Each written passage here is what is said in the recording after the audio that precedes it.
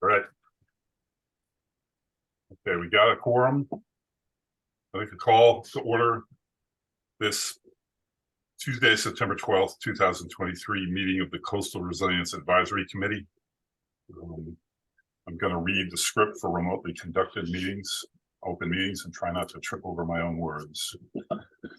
Good morning. This open meeting of the Coastal Resilience Advisory Committee is convening by video conference pursuant to Chapter 2 of the Acts 2023. All supporting materials that have been provided members of this body are available on the town's website unless otherwise noted. This meeting is being recorded. Please be aware that other people may be able to see you, and take care not to share your device's screen. Anything that you broadcast may be captured by the recording. Please silence all phones and devices.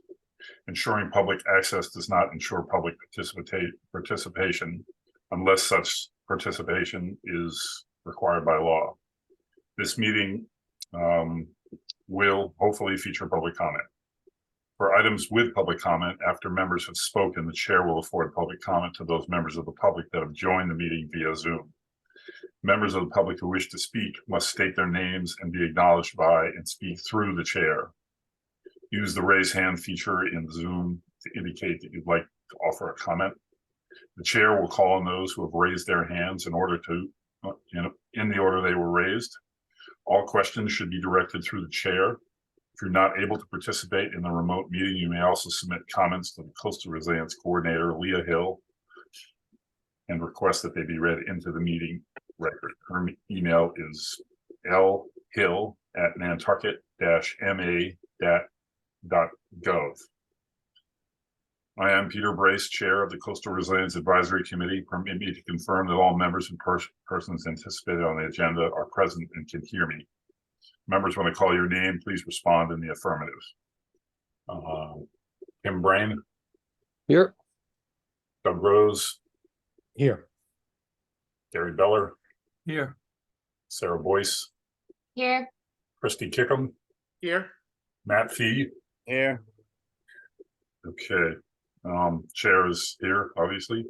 Staff, when I call your name, please respond in the affirmative. Leah Hill.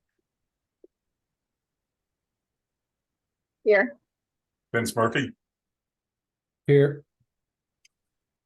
Anticipated speakers on the agenda, please respond in the affirmative. Are you going to be speaking, RJ, or are you listening? Peter, he's not on the agenda. I'm Okay. just listening. Okay. All right. So that's that. Okay. So we moved public comment up to the top. Does anybody have anything to say that's any public comment that is not on the agenda? Okay, I get something to say now that we dispense with that.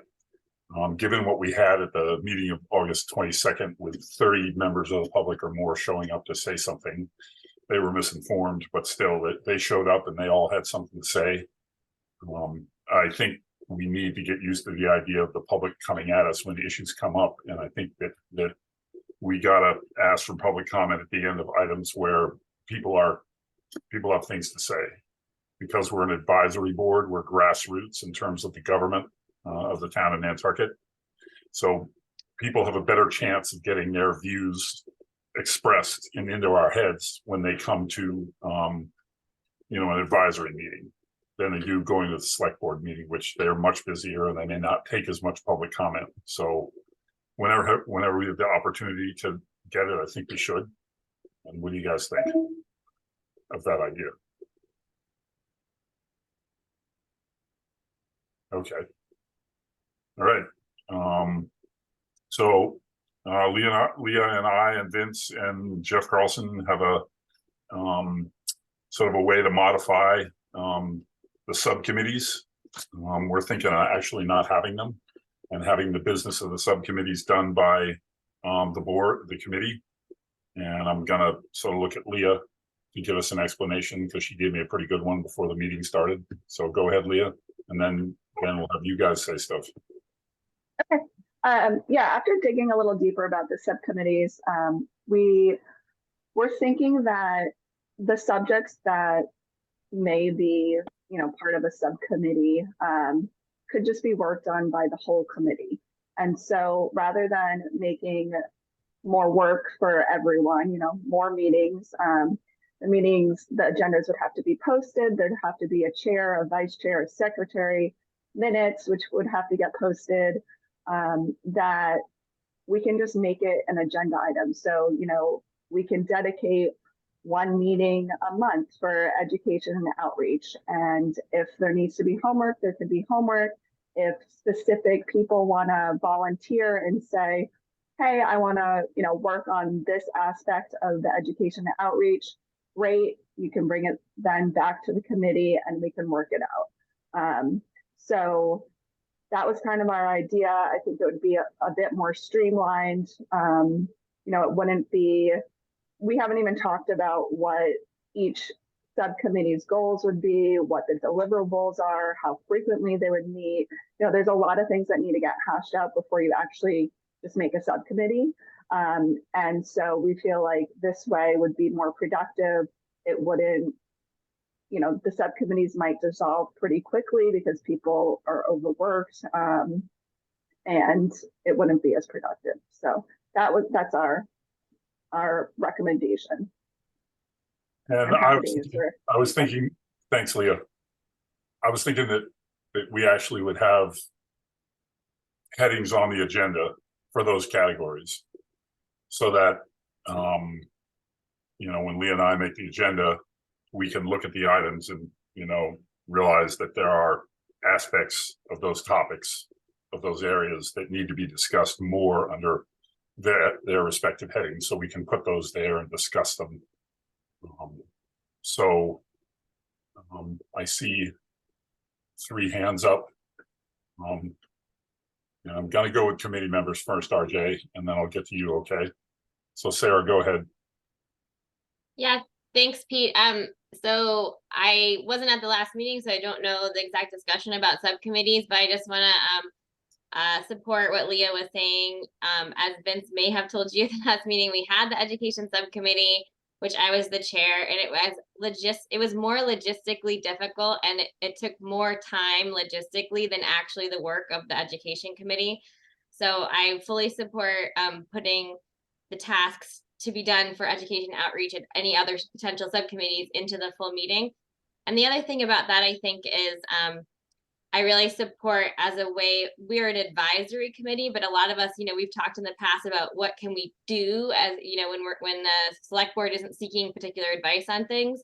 And so I think education and outreach is such a great way to give us like tasks. So for those of us who want to actively do things.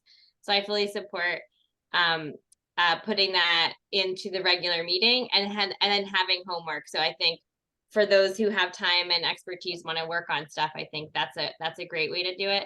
And I don't know if you discussed potential topics yet, or if that's kind of the next step, but that would be, I like your idea, Pete, of putting in the agenda, like the education and education outreach as a piece of the agenda. I think that really adds value to the work of this committee. And I've noticed since I've been on the committee that we're always or many of us, whenever we're discussing something, it always comes up that we have to do something for public outreach for that particular item. It's always something that we say we want to do, but then we never do anything. We don't do much on it. So at least this will put the focus on it, I think. Matt, go ahead. Yeah, in theory, this sounds like a good idea, and it may be, but it's going to depend how much staff work is completed, what recommendations are coming to us. As we saw last week, when we're trying to, do a letter, it took almost a whole meeting to do something to give it to the select board. That was one topic. And so I get, we may have to meet more often if we do it this way. And sometimes at the select board level, the biggest stuff we get the least amount of info on, and then it's like we're struggling in front of the camera trying to figure out, should we do this or that? And there's no backup to it, no research. And so I think that, while this might streamline things and make it easier for us, make it easier for staff, whether we're effective is going to depend on,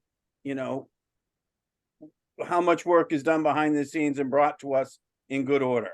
And if we have questions, whether those questions are truly answered or whether they're bounced to the next meeting. And this isn't to be critical of us or critical of staff or anything. This is my experience overall. And so we have to really be sort of figure out how do we do that. Like one of the issues that we keep talking about is funding and which things are we bringing forward? And that, and when are we going to bring those forward? That's all, capital committee and everything is starting now. And so I worry that we're going to, take 6 weeks to come up with that. So anyway, I'm willing to do it, but there's going to have to be a lot more done before we get to our meetings and a lot more stuff fleshed out with a recommendation and reasoning behind it. Thank you. Thank you, Matt. And I'm thinking that Leah and I will spend a little bit more time prepping the agenda so that we're focused and targeted on those things. And then we can assign different people whose area of expertise is that thing we're working on. Then they can come back and report to us. So we're not all working on it. And so since they're a committee of one, they're not holding a meeting. They don't have to do minutes. They don't have to set anything up. They can just do the work. The people who are inspired on those things, we can all take a turn at it. And I know it's not going to be perfect, but okay, Tim, you can speak, but you need to use the raise hand feature under the reactions button next time. Okay. Okay, I'll do Okay. my best. Okay. Just a quick question. Is it, so I just don't know how this works. So it's not permissible to have two committee members meet not in the main meeting together to work on something? It has to be done individually. Is that the way it works? Oh, shit. I'm going to defer that question to Vince. Vince, do you mind answering that? No problem. If through Peter, if that's acceptable, Peter. Sure, go ahead, Vince. Thank you. So when there's not quorum, it's fine for two people to meet and have a chat. But if it's on committee business and you start getting into substantive issues, and then chat to other people, then you might get into serial conversations, and that's when it becomes a problem. So it's best to and safest to avoid these conversations with committee members, because you don't know who you're communicating with next or who's communicated with you beforehand, and then you end up getting into the serial communication, and that is a pretty major no-no. Actually, it's illegal under the open meeting law. Okay, thank you, Vince. And I wanted to say that I guess either way could work, but it's up to the committee. Do you guys want to get together and have other committees that meet in addition to doing this? Because then you'll be discussing that and then bring it to us and we'll be discussing it again. Or do you want to go with, door number 2, which is what we're suggesting? So it's up to you guys. We can take a vote on it, so that we all affirm it. Okay, Doug. Thank you, Peter. I'm thrilled at the idea of not doing subcommittees, and I think I had the same reservations that Sarah just spoke to. It's just adding another layer of logistics and coordination, and the formality of minutes and things like that are, to me, somewhat counterproductive to our ultimate goal, which is to make faster progress, not slower progress. I also do think, just speaking from my own personal self, there are areas of coastal resilience where I am clearly not an expert, and I need to learn to kind of listen more than talk. But then there are other areas like communications where I've had a career there that is very much a comfort zone for me. And so I would be eager to do homework independently and bring it to the attention of the committee for their input. And it wouldn't necessarily be, rubber stamped. I hope it would be made better by the committee's input. But I'm very much ready, willing, able, eager to share some initial thinking that I've already shared with Leah offline through email on how we might approach things like building a communication calendar for the year. How do we begin to think through and brainstorm key messaging that we really want to promote? How do we track progress? Do we ask the the communications office for help in doing regular surveys. I mean, there's a raft of things that I think we should be thinking about. And I would be eager to try to help structure those questions in a way where the committee as a whole could weigh in and say, yeah, that sounds right. That sounds not so much. That to me would be an exciting way to move forward. And I do agree, it should be the work of the entire committee. It shouldn't be set aside. Thank you. Thanks, Doug. And you're right, it'll add another layer, but it'll add the other, and Matt's right at the same time. It makes more work for us. But if we make up each subcommittee of all the things we want to work on, and realizing that we have 2 hours and that we already have someone that takes minutes for us and someone who posts the meetings for us, I think we'll find a way to get it done. So, okay, Sarah. Yeah, thank you. I just want to say too, to Matt's point about there's sort of like the potential pitfalls, we're not taking it off the table completely. Like if we start with this way of kind of incorporating all the different aspects just into the regular meetings and it doesn't work, we can always change it and add a subcommittee. But I do think that one thing that's sort of not difficult necessarily, but what will help with this discussion is if we have at some point an agenda item of what our current communications strategy or what our current communication needs are, because I think that will help with like what the educational goal and outreach goals are. So to know whether it's committee level or if it's like able to be handled within the meeting. I think your point, Matt, about like, I wasn't here at the last meeting, obviously, but the letter to the select board. So and doing things by committee, I think that's really hard when you're editing something with like 12 people on the screen. For sure, that's not the ideal way to do it.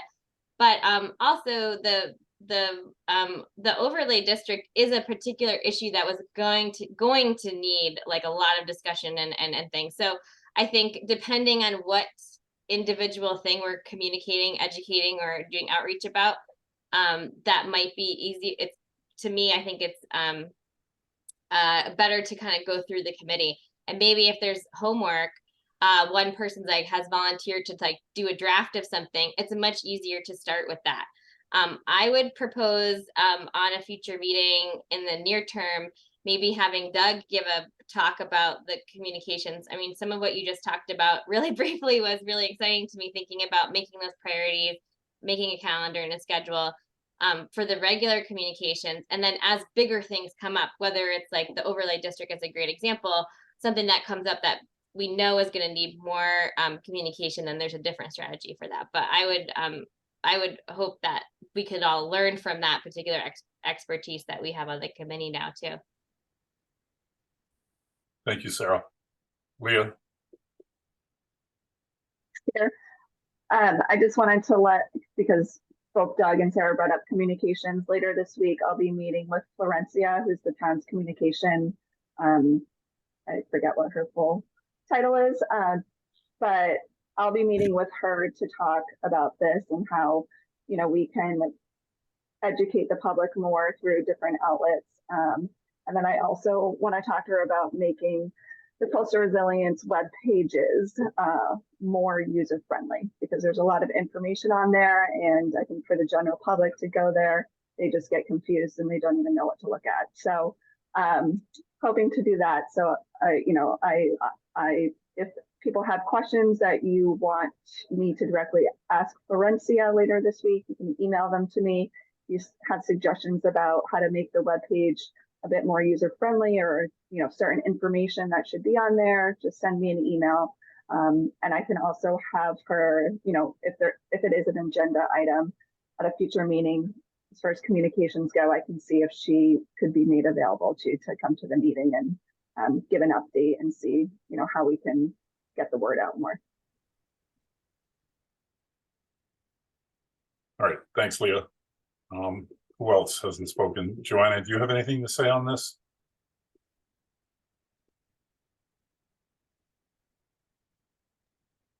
Sorry, I couldn't unmute quick enough. Thank you. I appreciate the fact that subcommittees can present a problem for us, right? I do, but I am also concerned about the dollar piece of this, as I say, almost every single meeting.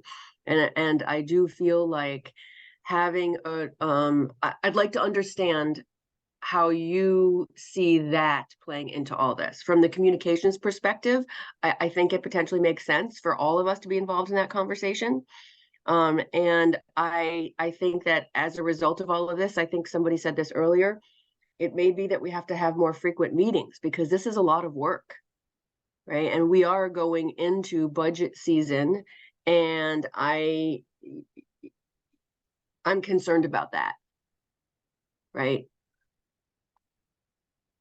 Does that make sense, Peter? Yes, that makes sense. I mean, that's what I mean, Lee and I kind of talked before the meeting of, identifying the committee members who have the expertise for certain topics. And obviously it's you, and obviously it's Christy.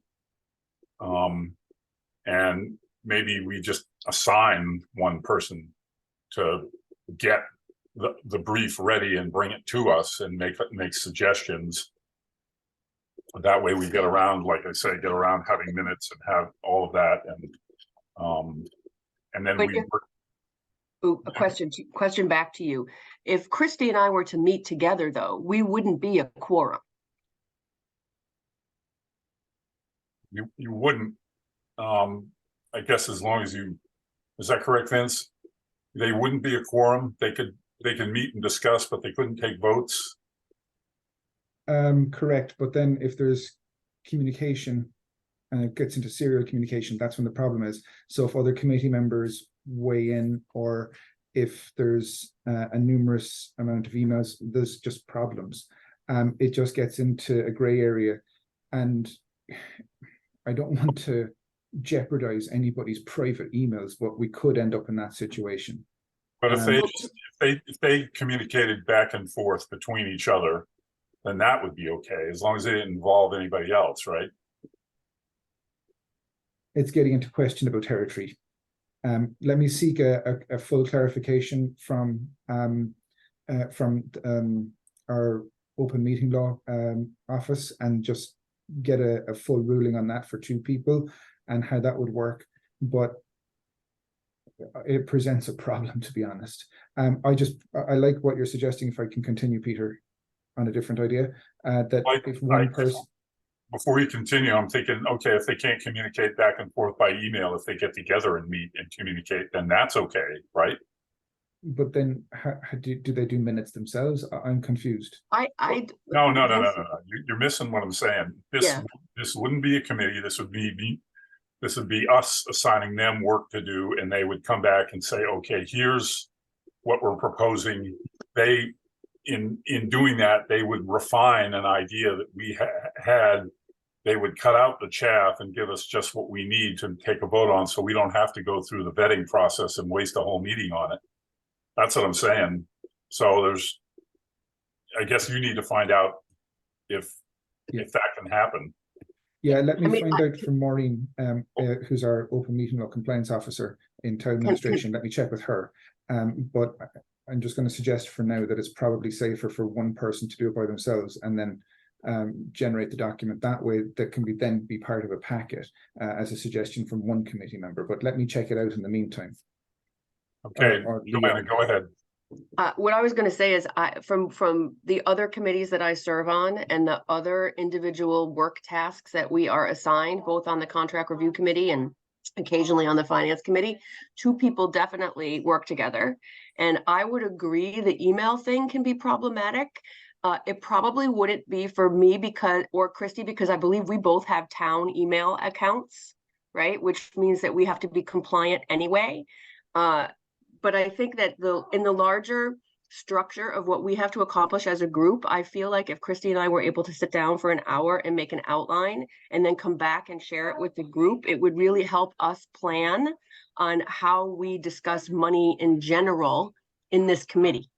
And I think that we have to start at zero, right? Because we haven't in the past discussed budget requests or structured budget requests or discussed the capital process or even discussed operating. Like we haven't discussed or tackled this, and we have to if we are going to get broader based support. And I will, from again other work that I'm doing, this whole grant writer situation, this is coming down the turnpike, and we as a committee can lend our support to this. And so that would be one of the things that I think we need to start discussing as a group, whether the grant writer turns up in the FY24 budget for the town, or whether it turns up as a citizens warrant article, or whether there's money budgeted for the CRC to investigate hiring a grant writer. Like there's a lot of things that are happening. And so I do think it would be to our committee's benefit to be able to support those things in the ways that we have been doing, like writing a letter to the selectmen and saying, we really strongly urge the town of Nantucket to hire a grant writer, right? Like I'm just oversimplifying that, right? But I think that, if we can structure the way that we talk about money and the actions that we take to support budget requests and CapCom projects, we will be stronger. Can I please respond to this, Peter? Yes, Vince, just be advised, it's going to be 10:30 soon. We have 90 minutes, so go ahead. So there's a couple of things that we just need to get out in the open and fully understand as a group. So it's fine for Joanna to suggest that it's not a problem for her and Christy, and by extension, Matt, to communicate by email because they have town email addresses. But we have to be cautious because that is an uneven process, because that can't be applied to the entire committee. Not everyone on the committee has a town email address because of the function of how this committee works. It takes representatives from other boards, committees, and commissions and outside organizations, including NCF. However, Christy and Matt represent specific boards. Joanna is an at-large member. I just need to have this perfectly clearly understood. Joanna is not representing the Finance Committee. It is absolutely terrific she is here talking about the Finance Committee, but she does not represent the Finance Committee directly. She has not been appointed by the Finance Committee. We need to have that as a very clearly understood point.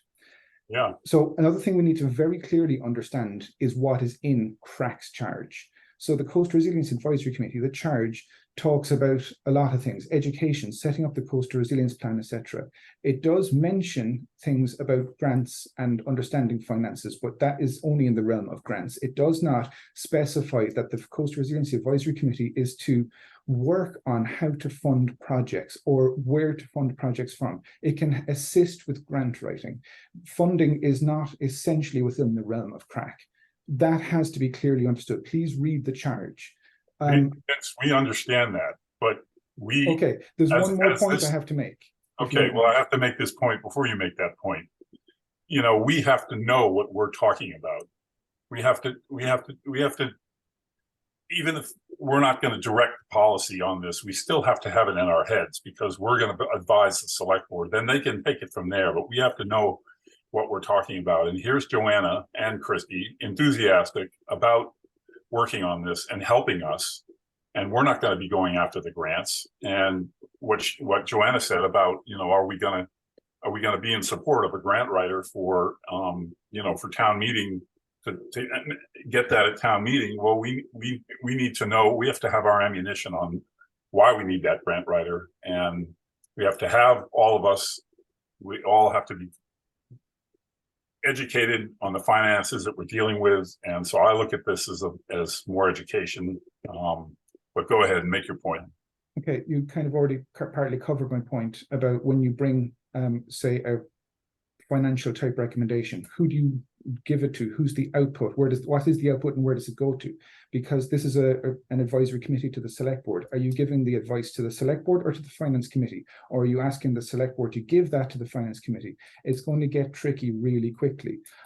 So what advice are you giving to the select board? That's the point. So you want to fund projects, understood, but that's what the Capital Programs Committee is for. So are you actually trying to give something to the Capital Programs Committee? I'm confused here. How is this going to work? Well, Vince, we're charged with keeping the island afloat, keeping Nantucket. And in that regard, we're charged with the Coastal Resiliency Plan and the 40 recommendations and sea level rise and And so we speak that language. The Capital Programs Committee doesn't necessarily speak that language. The FinCom doesn't. We have to translate for them and say, this is what we want to do. We understand the financial system. We think that you should take this money and do this. We're advising, but we have to understand it to explain it to them.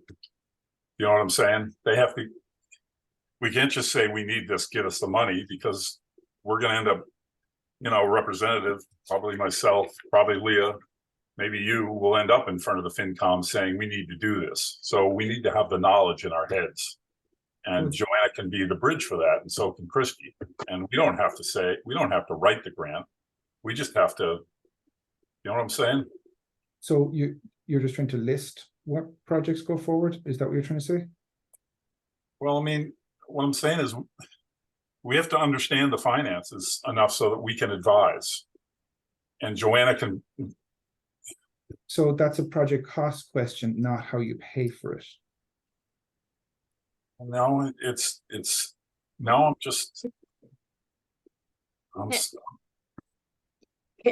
Peter, can I say something?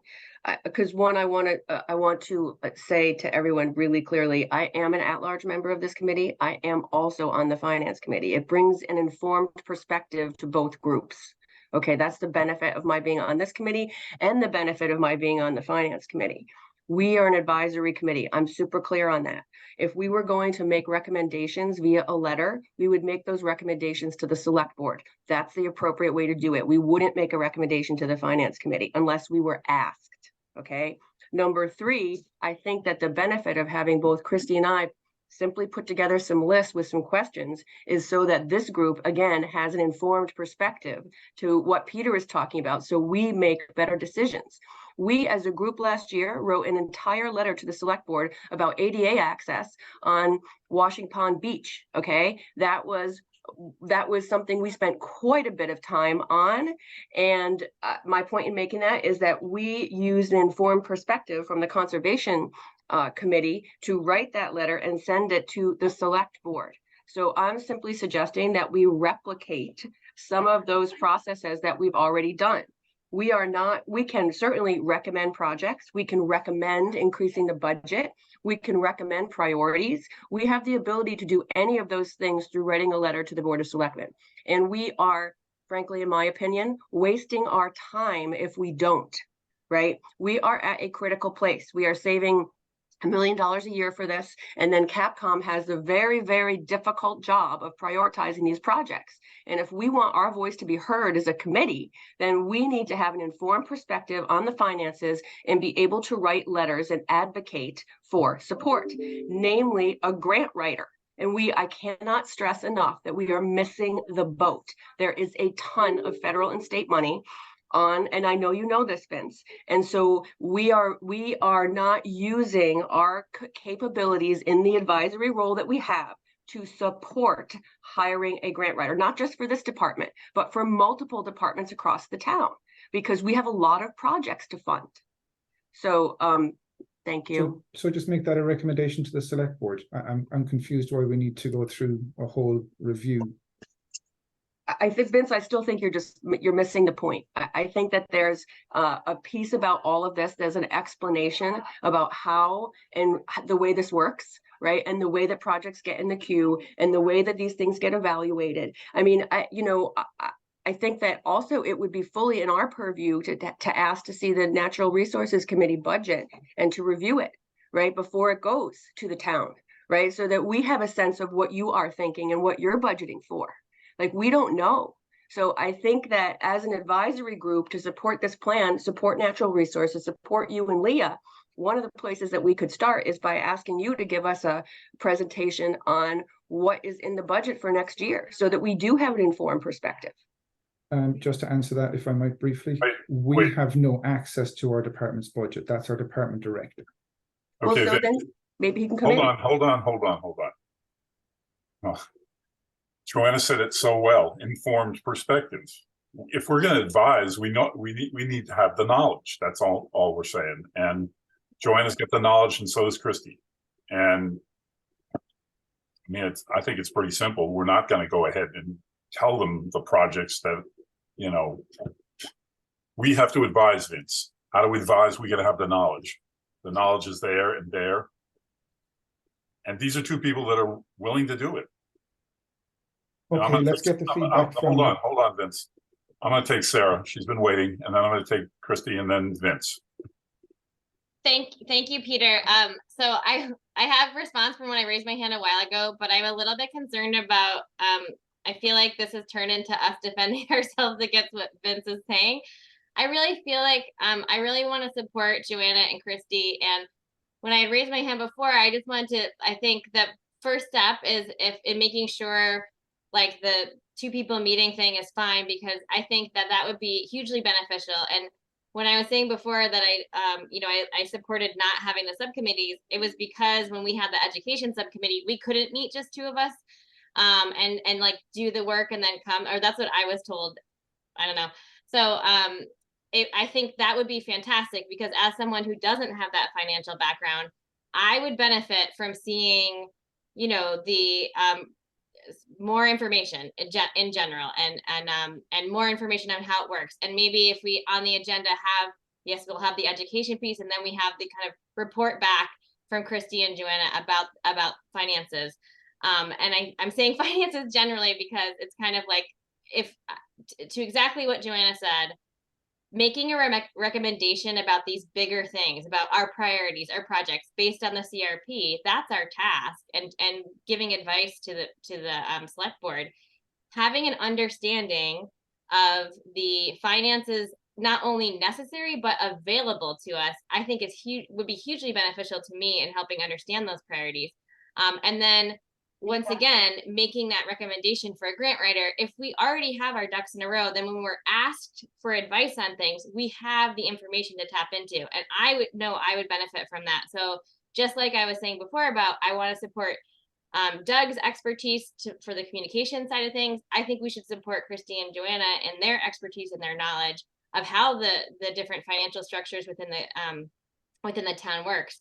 And so I don't think it's outside of our purview. And obviously Matt can correct us, but I think having knowledge will just help with the background. I mean, we've already, over the years, we have had so many discussions about the different aspects of climate change and sea level rise and all the different resiliency things. That's just background knowledge. It doesn't mean that we're going to initially design a seawall or anything individually or as a committee. So just the same way, having the knowledge and understanding in our background in the back of our minds helps us with the overall recommendations. And so I don't really understand what the pushback is.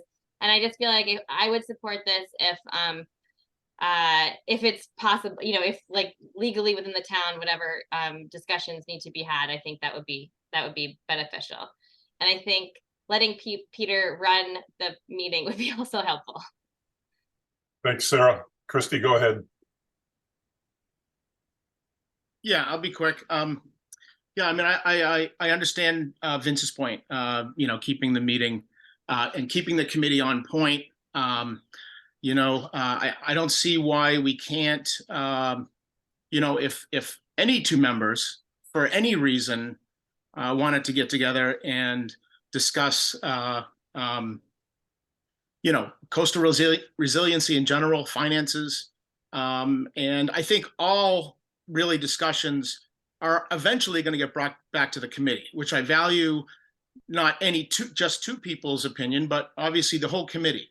And I think there's a lot of value to everyone, chiming in. But it is true. There's a lot of work to do. And if there's people that are willing to, put a little time aside to just help sort of nudge that along a little bit, I certainly don't see a problem with that. I do, obviously want to stay in line with how we're supposed to meet legally. But with capital committee, there's a point to where we can't just keep funding a general fund.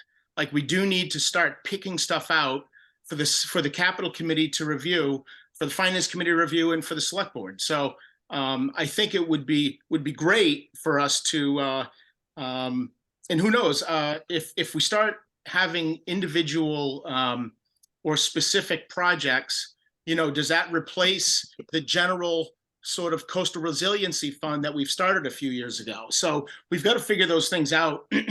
But certainly very important for the capital committee to see sort of hard projects with supporting information, and as well as just the general approach of coastal resiliency, and for the town to see things starting to move forward as far as projects that we're going to fund. But funding is key, certainly for capital committee to make informed decisions as well. So, certainly I'm more than happy to jump in, with additional meetings, or with Joanna or Matt or whatever it might be, to just sort of help offer some of that financial sort of components to the discussion. Thanks, Christie. Vince, Thank you. we're at 45 minutes on one item, and we still have a Appreciate bunch to go. So Yeah. I'm just saying. I appreciate that, Peter, and I'll do my best to be brief. I'm afraid I'm going to have to repeat myself again, and I'm sorry I have to repeat myself. Finance is not part of the crack charge. That is just the way it is. If you want to have your charge amended, go and ask the select board to make a recommendation to the select board, but it's not currently part of the charge. Then, just to respond to what I'm hearing, to try and make a suggestion, if one person wants to generate something that can be part of a crack packet that can make it to a recommendation, fine. I don't see an immediate problem with that. I also am curious why the Coastal Resilience Advisory Committee wouldn't have a joint meeting with Capcom or FinCom to make these exact points. There also seems to be one more question that I just don't fully understand. There's been much mention of the $1 million for the coastal resilience that is part of the town budget for the last few years, for the last 2 years. So there's that funding is there. So that is not something that is for the Coastal Resilience Advisory Committee. It's not even something that's for Natural Resources Department. That is part of Article 10 for town administration. Any town department that has a project that could fit into it, and if you read the CRP, every town department for the most part has some responsibility on projects, then they can drive a project forward through the asking town administration to use that money. That money is also in place to meet grant requirements. So grants have sharing components, usually 10% or 25%, the matching component. So we need to have that money in place for when we do get grants, so that we can turn a small amount of money effectively into a huge amount of money for the matching portion of grants. So it's not just so that we can get on our projects, it's so that we can use it for planning for projects and for matching components. But there is nowhere that says that it's within the realm of crack or NRD, just making that really clear. So if you want to make recommendations on that money, fine, but you can have to make that recommendation to the select board, but where it goes from there, I don't know. Will the recommendation be taken up? How would it be treated? I don't know, but that's something that the committee can totally do. Okay, Vince, with respect, I don't think you're hearing us. We don't want to make the financial decisions. We just want to, like Joanna said, informed perspective. We want to have the knowledge so that when we advise who we have to advise, we're talking their language, and they see that we understand the process. We know where there's money. We're trying to advance our cause, and this helps us do that. So we don't want to do that. We're not gonna be involved in the nitty-gritty hair splitting of the finances, but we at least need to know what we're talking about. And if Joanna and Christie can bring us to that point, then we can have a more informed advisory to give to the select board or to FinCom or whoever. So that I don't think that's out of our purview. That's more knowledge for us to achieve our ultimate goals, our missions. So Joanna, then Matt, then RJ, and then I think we got to get back to the agenda and maybe continue this to the next meeting. You know what, Peter, I'm happy to let Matt and RJ go before me. Okay, Matt, go ahead. Yeah, this whole thing is giving me a popsicle headache. This is exactly why I was saying it's hard to do stuff that's not well thought out and not documented in a committee. We can't even talk about something simple like this. And so, number one, I think the select board has asked for advice on a financial issue, which was the sort of the betterments, et cetera. And the capital committee isn't gonna know which capital items, which ones are most important. You know, I think some of that has to come, through Vince and Leah, and or they should be tracking it, and we should be, involved with that. I'll go backwards, but we left the Nantucket Hotel a couple of years ago with a couple items that we were gonna try to do in the short term. And I remember we brought it up for a couple times. One was Sakacha. I can't remember. What was the other one, Vince? Do you know?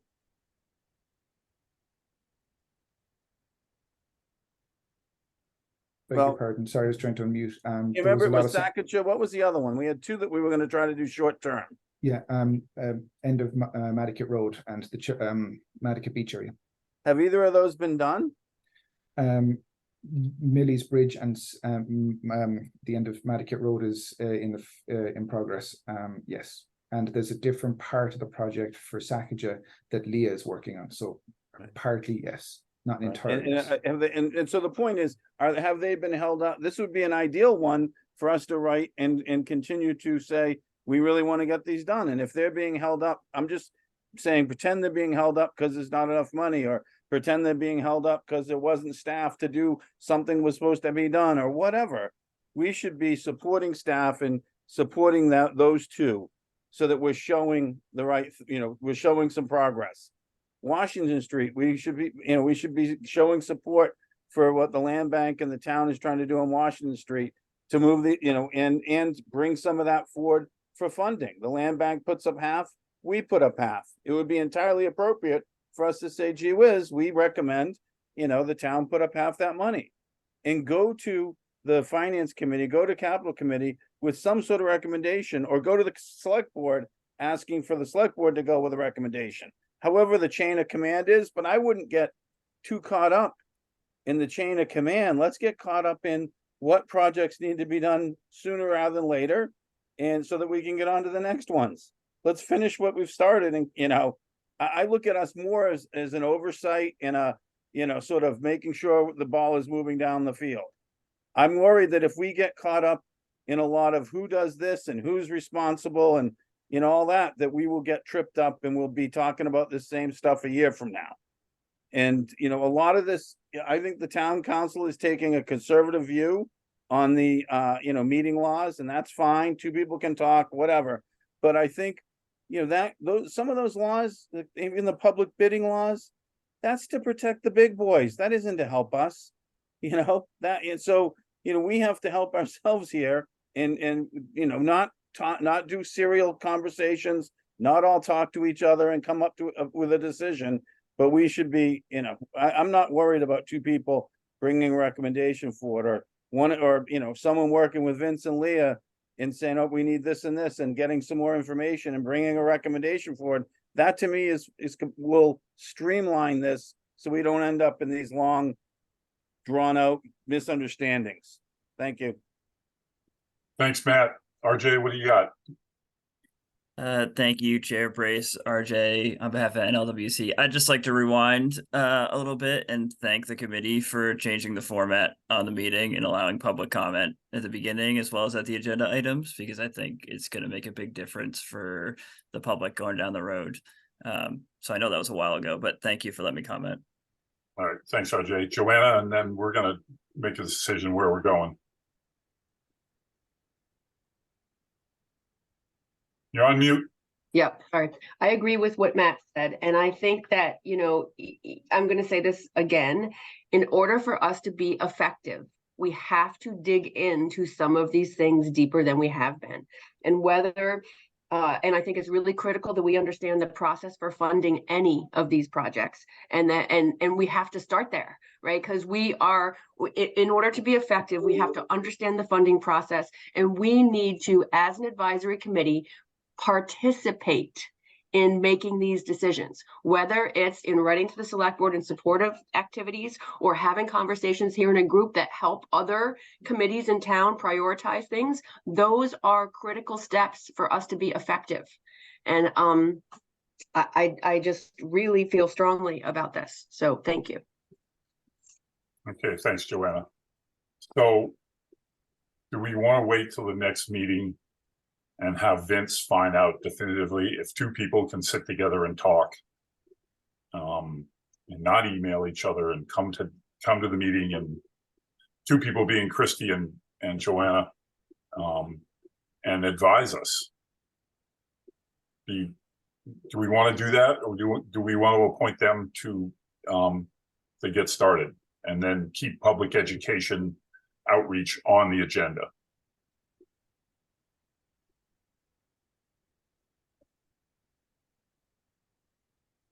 Vince. I would advise that you wait until we have written confirmation or an opinion from the town and probably legal counsel. I hear what Joanna's saying about how we got to get going on this. So let's wait one more meeting, and after that, we're going to do one thing or the other.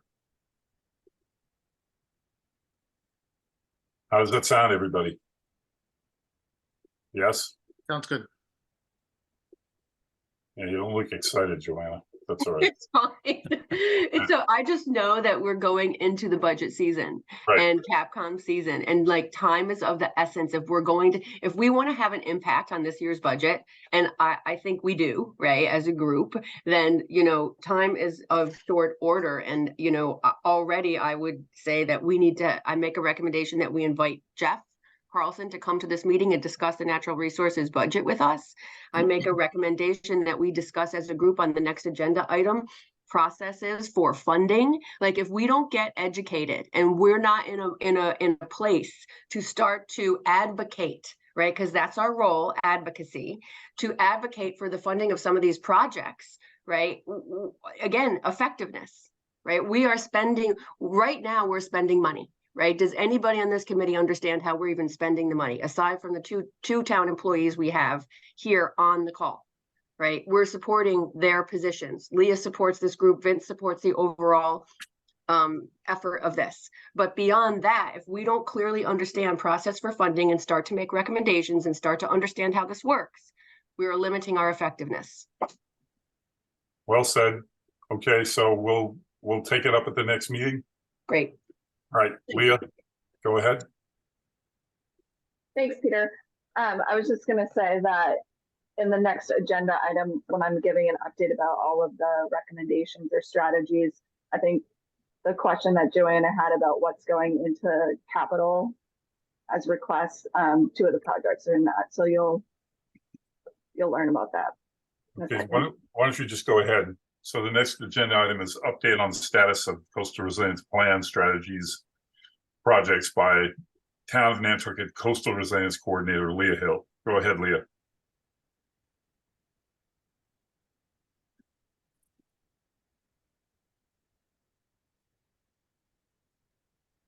Okay, can you all see this? Yes. Okay, great. Let me just... We can see your presentation view if that matters to you. Oh, yeah, hold on.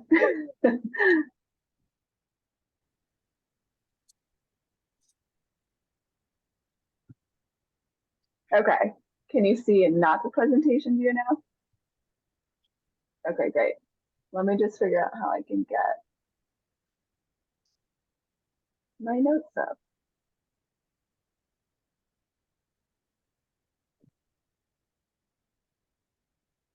Okay.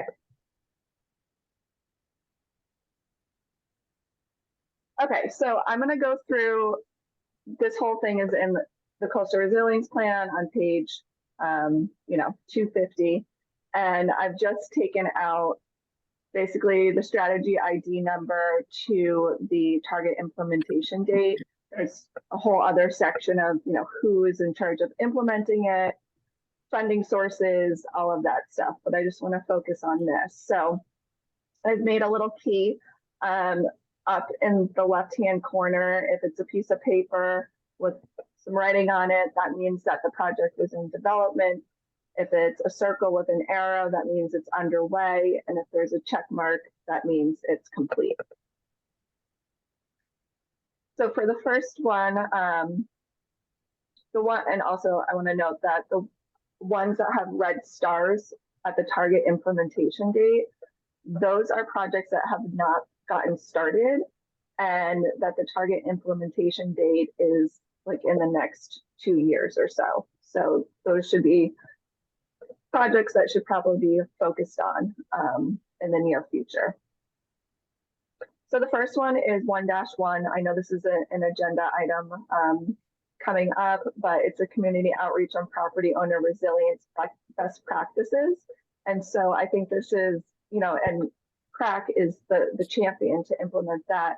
So I think as far as education and outreach, this is what we can focus on. The target date is 2023. Part of it is ongoing with this summer. I have gone to a bunch of homeowners association annual meetings and given them presentations. Vince has been doing this, you know, for years. So I think having CRAC really lock down on this recommendation and start working on that, working with the Civic League and working with each neighborhood would be a great way to move forward with that.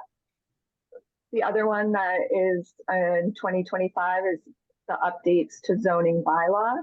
So that's something that we'll have to work with PLUS for that. The updates to wetland ordinance and regulations, that is underway. It was, as the Conservation Commission board kind of turned over, it was tabled for a little bit, but they will start working back up on that, and they're hoping to get it solidified by the end of the year. There'll be, you know, multiple public comments for those as well. The strategic retreat and relocation program that is in development, Vince has written a scope for that. I'm going to add a little bit to the scope, and to answer Joanna's question, that project is in request into capital for next fiscal year. The Coastal Resilience Sustainability Interdepartmental Working Group that is complete or ongoing. We meet once a month. It has departments, the DPW, Sewer, Plus, Energy, Town Administration, Parks and Rec. I might be forgetting a couple more, but we meet once a month. The Joint Staff Review and Development Proposals, that's in development. And Vince is working this into the Sustainability and Coastal Resilience Interdepartmental Working Group, which is what I just mentioned. The Coastal Resilience and Sustainability Program, that is complete. That consists of Vince and I. The Shoreline Change Monitoring Program, that is complete. It's actually ongoing. It was the first CRP project to get off the ground, and sites around the island are monitored for erosion. And there is a web page on the town's website with all of that data. Vince and I will be going out today and Thursday to take measurements before the storm comes, and then after the storm we'll take measurements again to see what the damage is on the South Shore and probably part of the East Shore too. The sediment source and transport study that is underway for Nantucket and Mattocket harbors. It also includes a dredge plan, which is not in the CRP. The consultant company is undertaking early surveys, you know, bathymetric surveys, water heights and that sort of stuff, looking at historical data, and they've started to build the model. They're also going to be taking sediment core samples in the next couple of months, and that project is scheduled to be complete by October 2024. The Stormwater Management Plan, which is 1-10, that target implementation date is 2025. And I talked to the sewer department, who is now taking over all of the stormwater management. It used to be with the DPW, but last year sewer has taken that over. And they plan to start the management plan after they finalize the stormwater bylaw regulation updates. So they're targeting that to be complete by 2024. So that should be underway soon. The sediment budget 1-11 is another high priority, and the target implementation date is next year, but we can't do this until the sediment transport study is finished. 1-12 stormwater bylaws assessment that's underway by sewer. They've hired Hazen and Sawyer to work on that. That also goes into 1-13 stormwater bylaw and regulation update. That's again underway by the sewer and with working with Hazen and Sawyer. And they're hoping to complete those regs by the end of 2023. I will note that in May, the select board adopted surface water and groundwater protection regulations. So these kind of go in line with the stormwater regs. And the goal was to positively impact the controllable load to the town sewer system, surface water bodies, and protect public and private water supply, protect groundwater resources, and increase overall resilience to storm and flooding events. And if anybody wants to read those in depth, I can send them to you. They're probably also on the town website as well. 1-14, update locally adopted sea level rise scenarios and best available flood hazard data. That's complete. We presented to the select board in July of 2023 to accept NOAA's new high sea level rise scenarios, as well as the Massachusetts coastal flood risk model. And that this will be an ongoing thing because NOAA, every like 5 years or so, they update the sea level rise projections. Okay, going on to the downtown area. Oops, move this over. So we have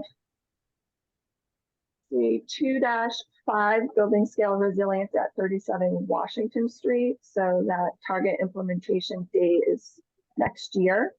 That is the DPW and town admin is in charge of that project. And it's just hasn't gotten off the ground yet. There's been other significant projects taking priority. So once those are finished, then the DPW and town admin can focus on.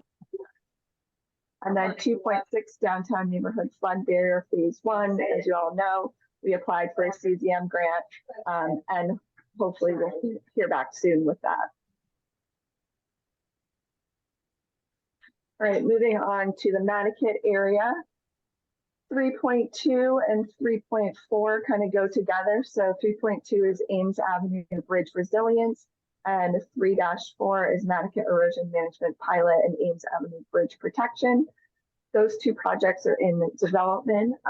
We'll be working on the scope soon, and so that it can go out to bid. But at town meeting, $1 million was allocated to start the feasibility assessment, surveying, permitting, modeling, and engineering, and then coming up with a construction cost. 3-5, Department of Public Works Facility and Landfill Resilience. That is in development with town admin. Money was allocated at town meeting to look into, moving the DPW and or the landfill from the Mattakit area. And they're looking at town property on Shadbush Road to see if that is feasible.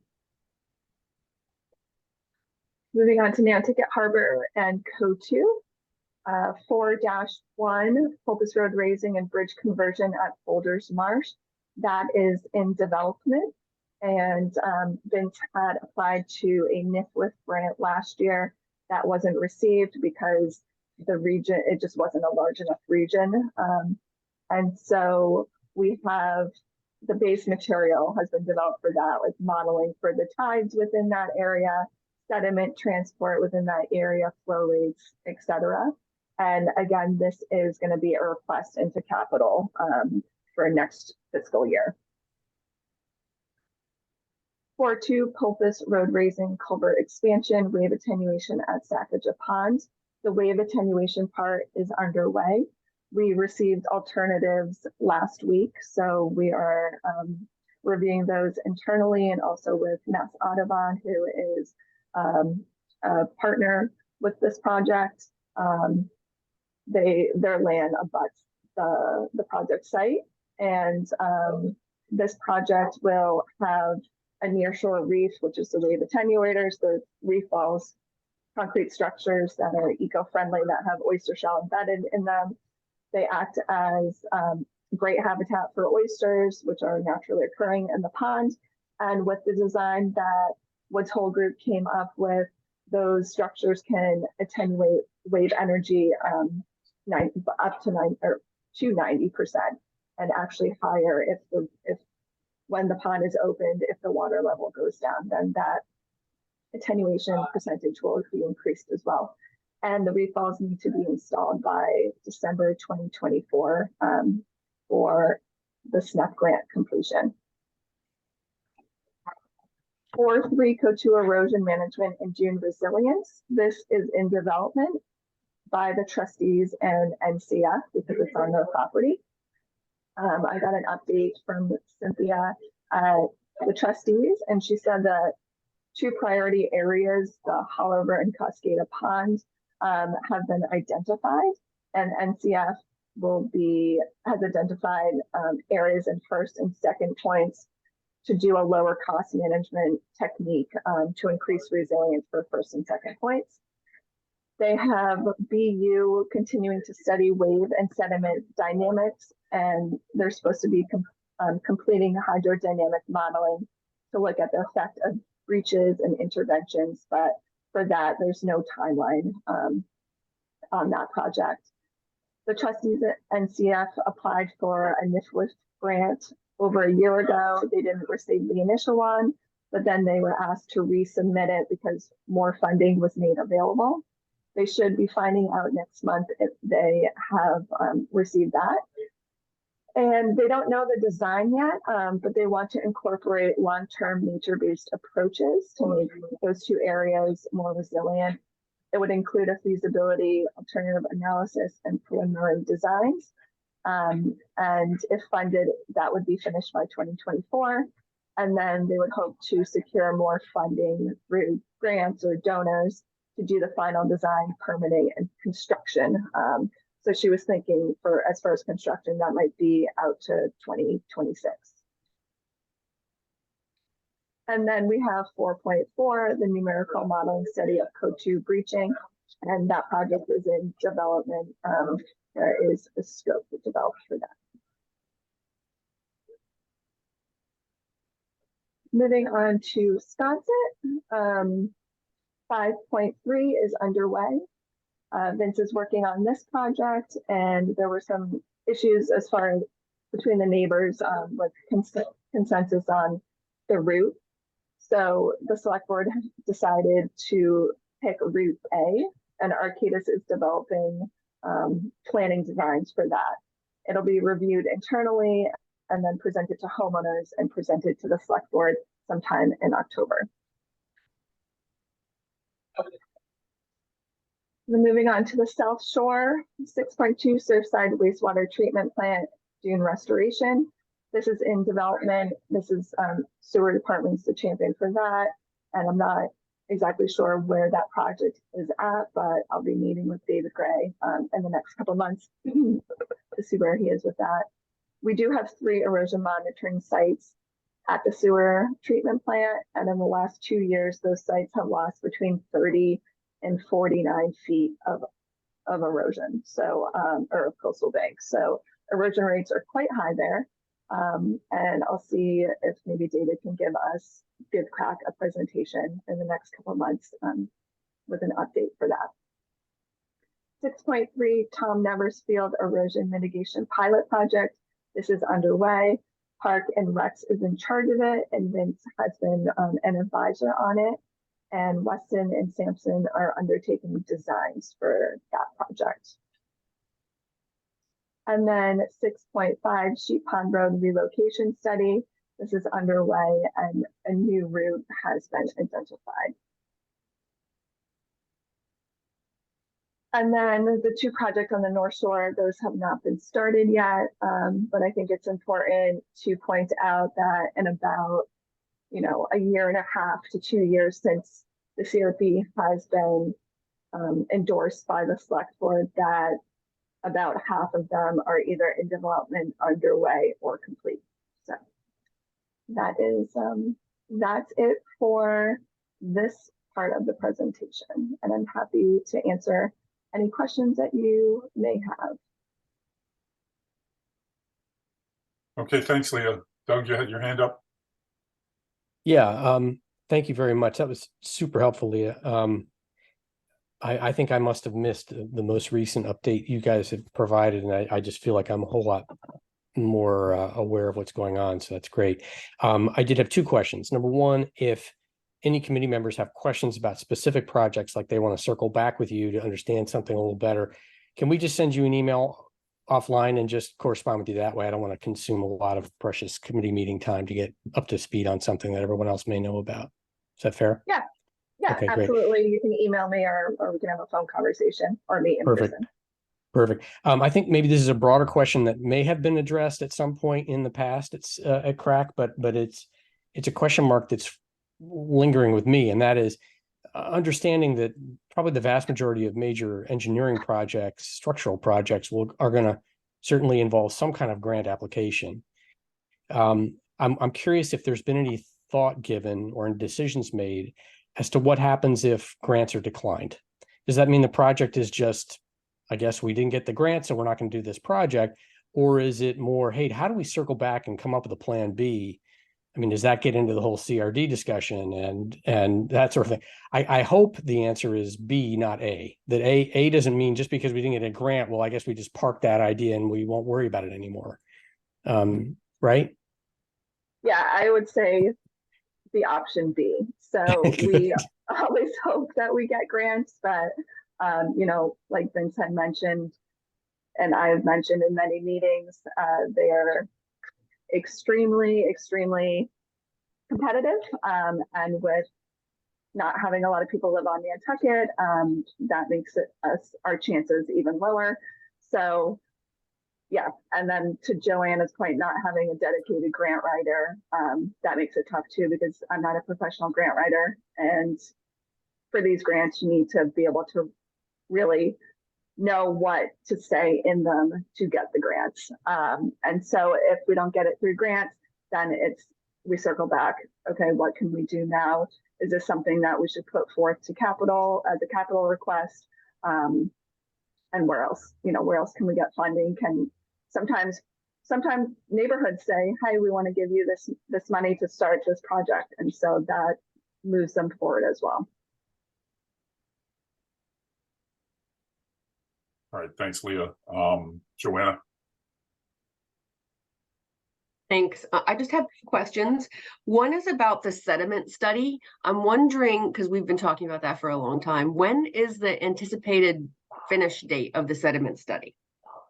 Yeah, so let me just go back up to that because I had it in my notes. No, that was the group that is up to 5, yes. So that should be completed next October. Next October. Okay. And then my second question is about the stormwater management plan. So tell or share a little bit about what you know about where we are in the process of that plan, because I think that in your presentation it said it would be finished by 2024. Yeah, so that is in charge by that's the sewer department. Yeah. The town does not have a stormwater management plan. Yeah. And so what they want to do first is solidify the stormwater regulations. And then from that, then they can have the plan. And so when I talked to Charles, he said he's hoping that that will be complete by 2024. So in a year.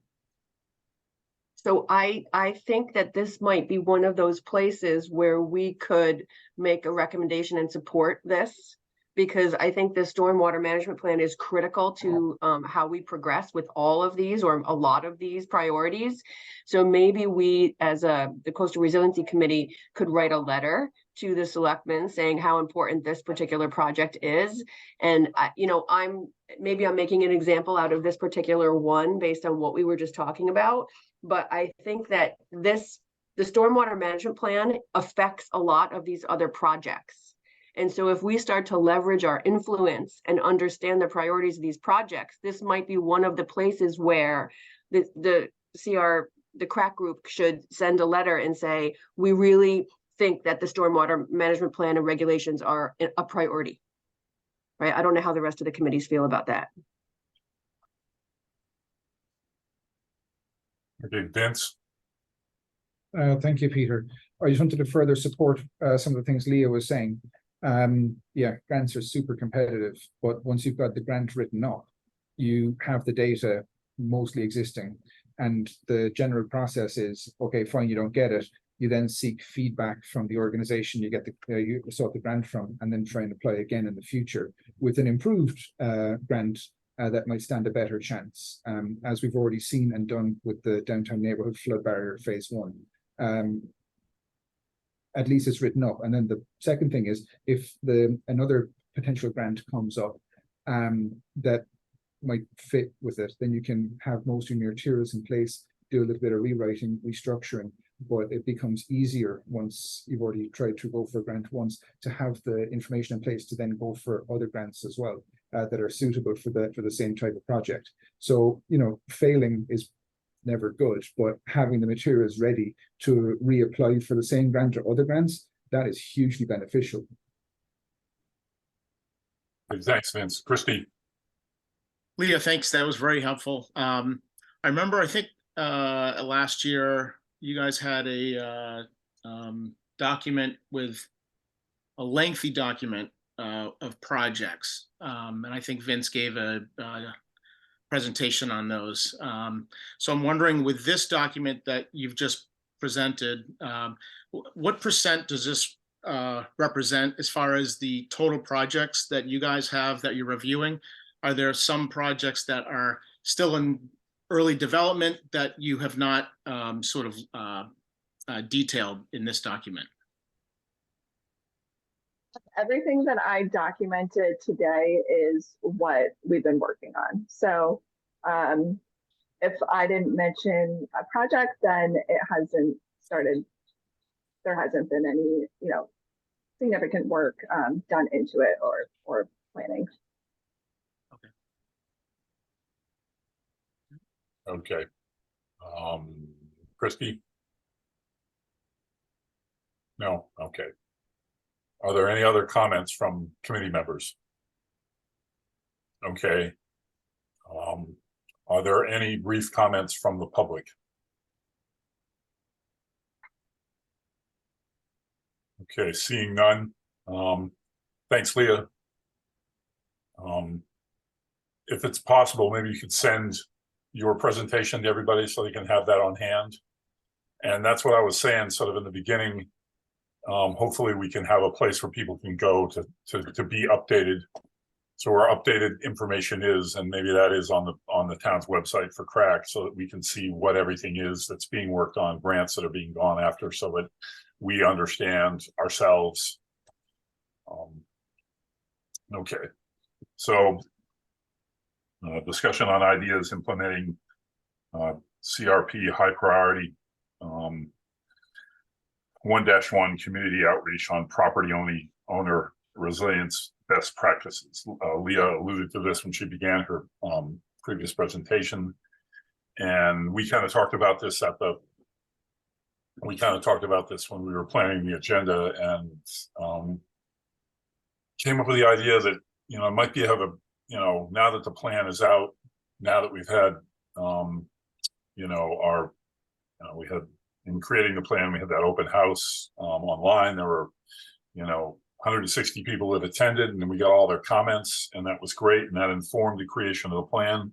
But now the plan exists, and it might be a good idea if over time we invited the presidents of the various area associations around the island to come to a meeting and tell us what their issues are, and see how they dovetail or see how they jive with our recommendations, and just to get their input, sort of targeted public input.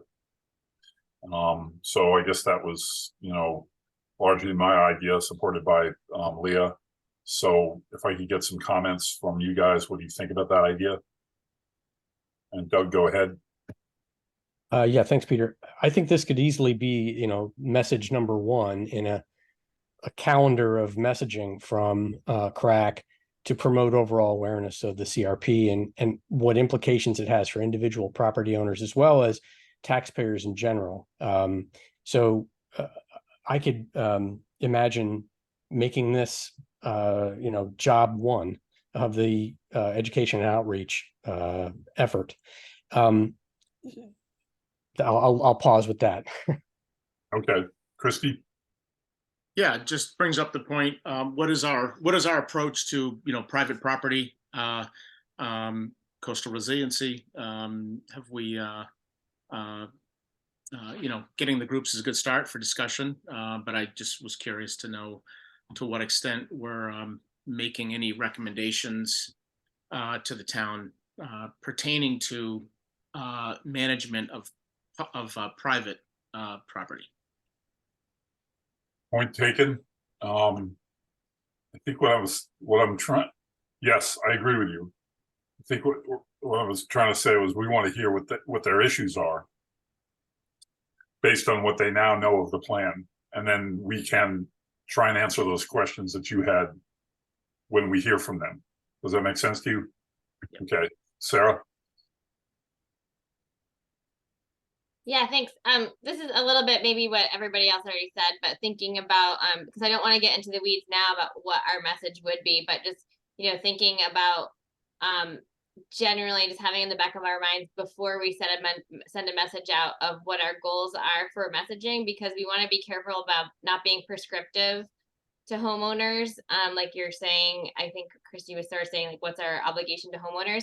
I think because we have so much knowledge, or have garnered knowledge between the CRP and just the expertise in this group and what we've learned, I think it's a good thing to kind of create something that we can provide homeowner guidance.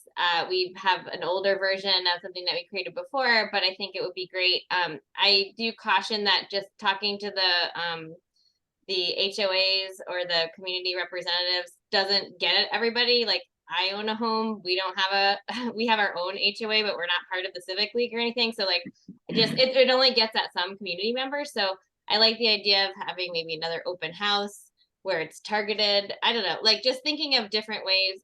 First of all, depends on what the messaging is.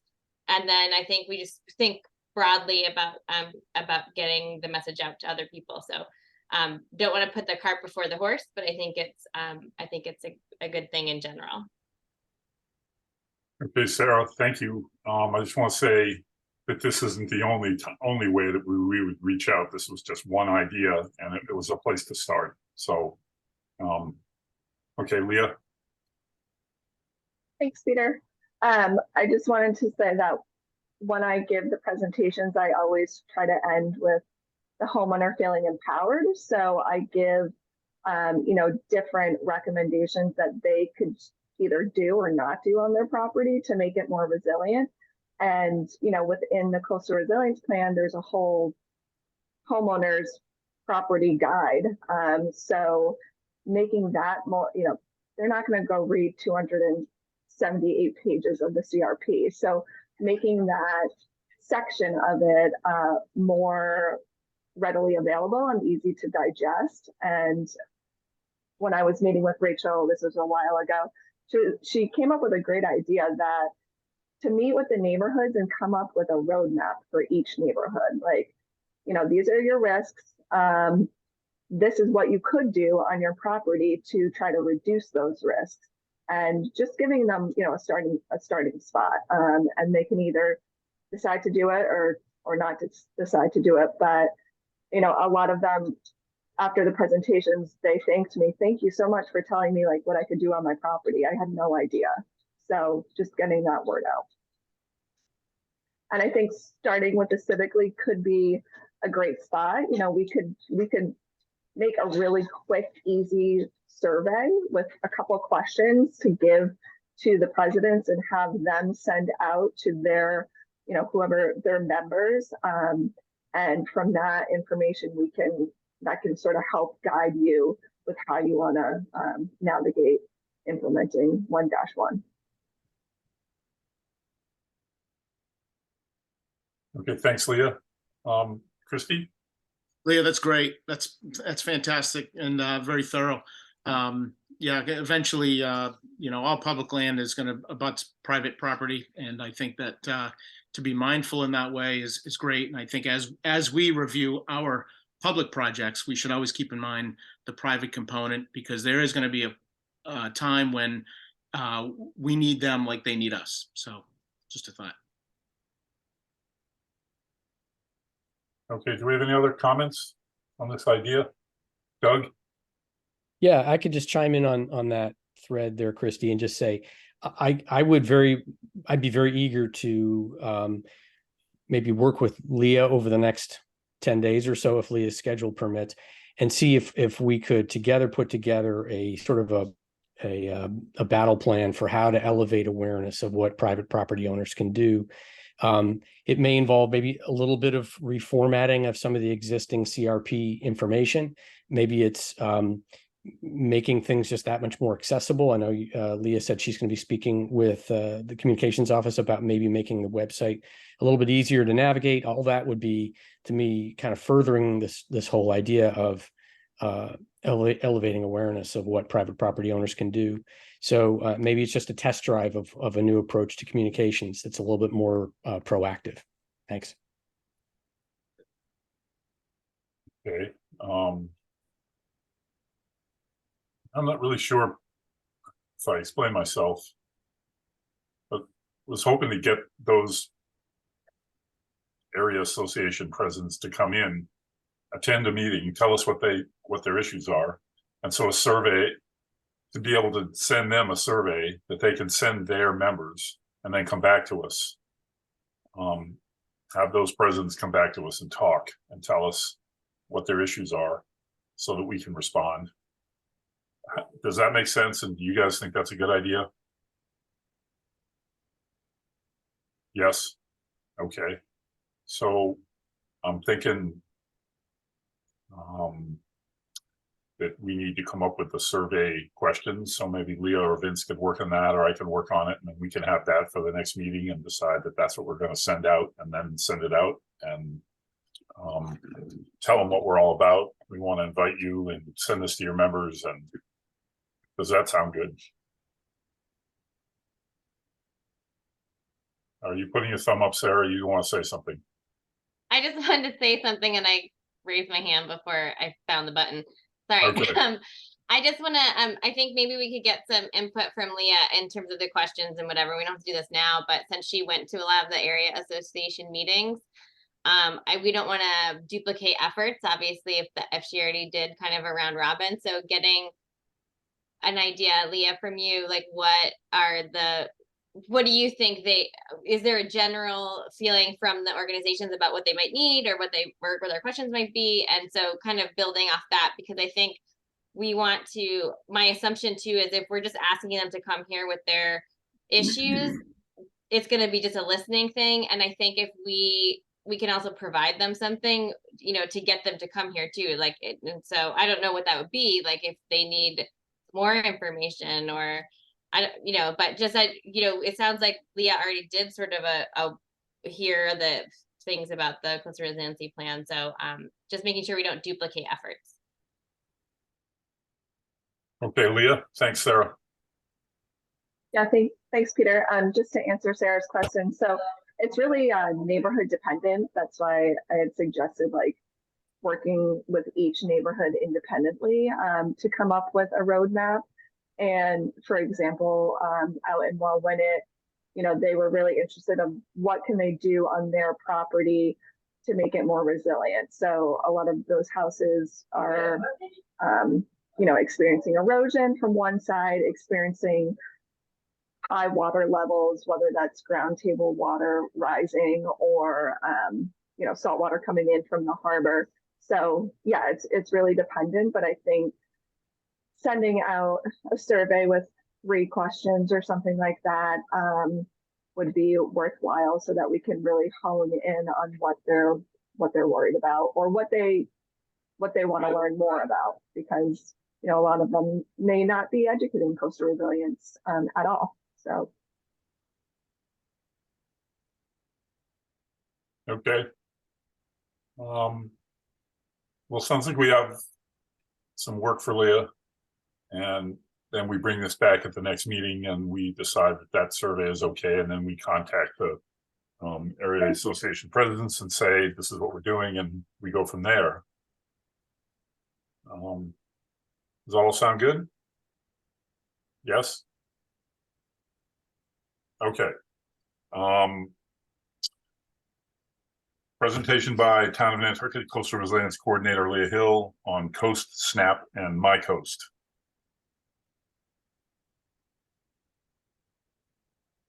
Go ahead, Leah.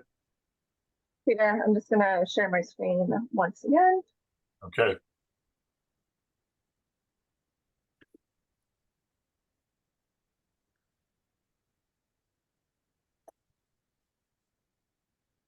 Oh shoot, it did it again, huh?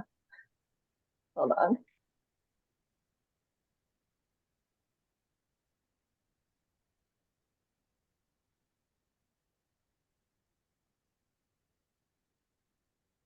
Okay, can you all see it now? Okay, wonderful. So the next two things I'm going to talk about, they're actually apps, and there are two other ways that we can get the public more engaged with coastal resilience and really, help us out as well. So the first one is called My Coast, and it is an app that it's really a coastal community monitoring program through an app. A number of states use it to document coastal storm damage, king tides. Some actually use it to coordinate beach cleanups, track abandoned vessels, to help the state remove them, and then also monitor coastal resilience projects. So it is used in Massachusetts by the Coastal Zone Management and also MEMA, which is Massachusetts Emergency Management Agency. And they use it to do coastal storm damage, document king tides, and then also monitor coastal resilience projects. And Vince and I are part of the Massachusetts Rapid Response Coastal Storm Damage Assessment Team. It's a really long name. And so basically, we go out either during storms or after storms to document through the app damages or flooding. And so that information is collected. It has pictures for each spot, and then it has a storm report. And that goes to the state, and the state can make informed decisions. We can also access those reports and those pictures.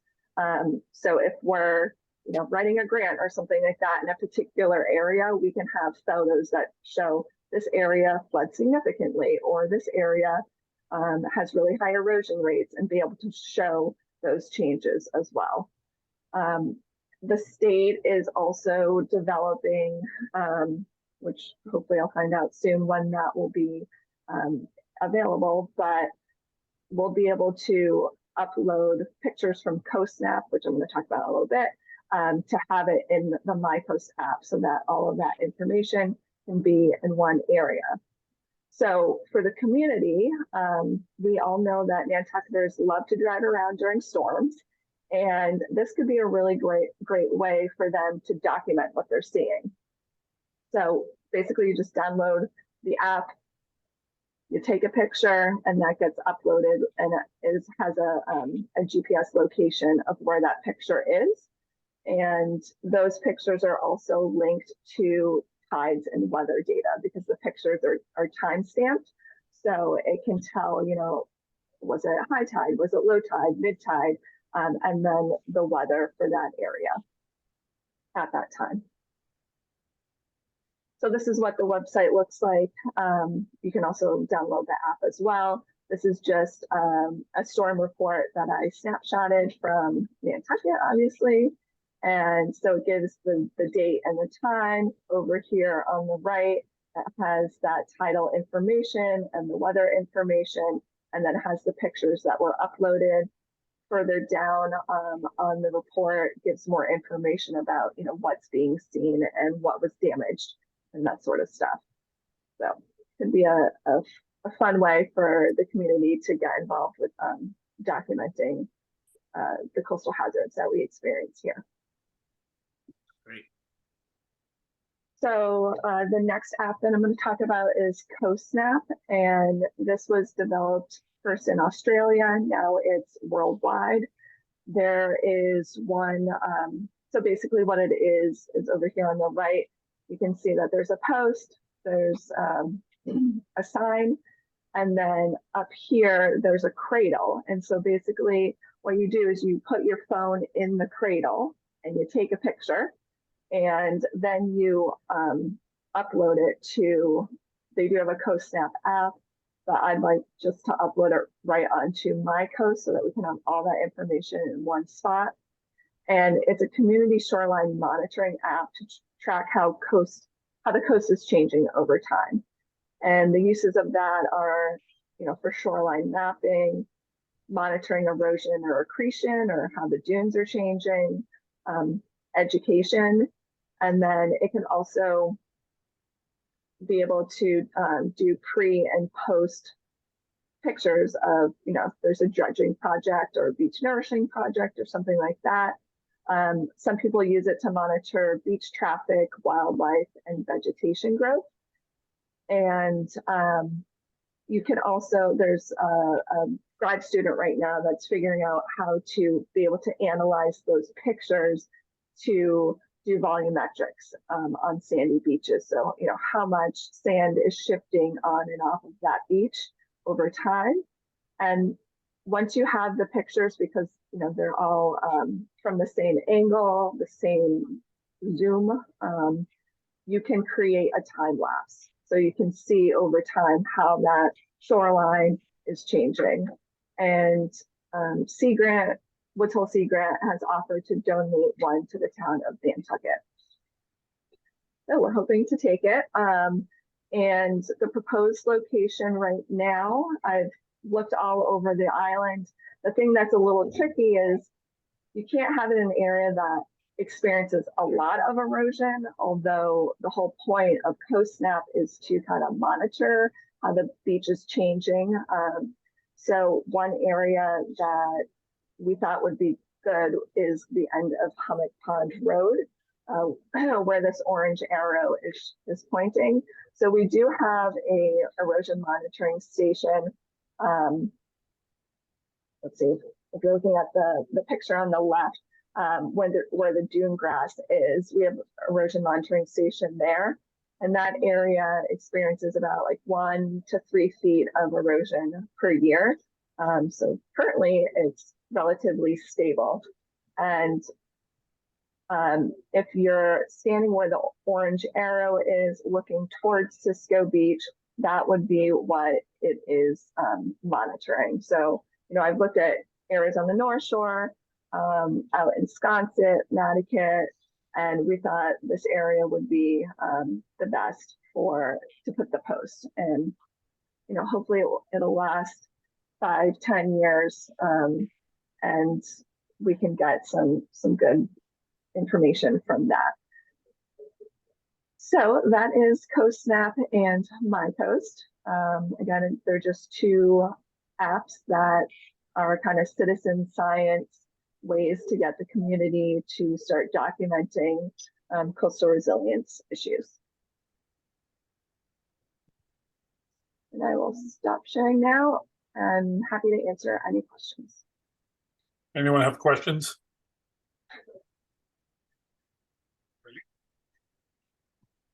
All right, thanks, Leah. Okay, discussion on continuing site visits to vulnerable coastal areas. I just put this on here because I thought that it was a great visit out to Baxter Road, and I thought that maybe we needed to go around and see the more vulnerable sites, parts of the island. Not every single meeting, but scheduled times when we can go and all do a field trip. Sarah. Sorry, I'm faster with my hand than my button. I think that's a great idea. I think it was really great when we had the field meeting in Sconset. I think it would be great to schedule like pertinent to any particular discussion. Like that was kind of what was nice about Sconset too, as we knew that we were going to be, we were being asked to kind of comment on it. So I think in that sense, it was really important because we were being asked to comment on it or provide some information, to be able to get out on the site. And so if there's other projects that are coming up or things that we're asked about, I think that would be really beneficial if people have time. So I benefited from it. So I would support that. So I need to step away from the screen for about 2 minutes. Can you take over, Sarah? Sure. I just need to use the bathroom. Okay. All right. Does anyone have any other comments on public or group visits to any particularly vulnerable site? All right.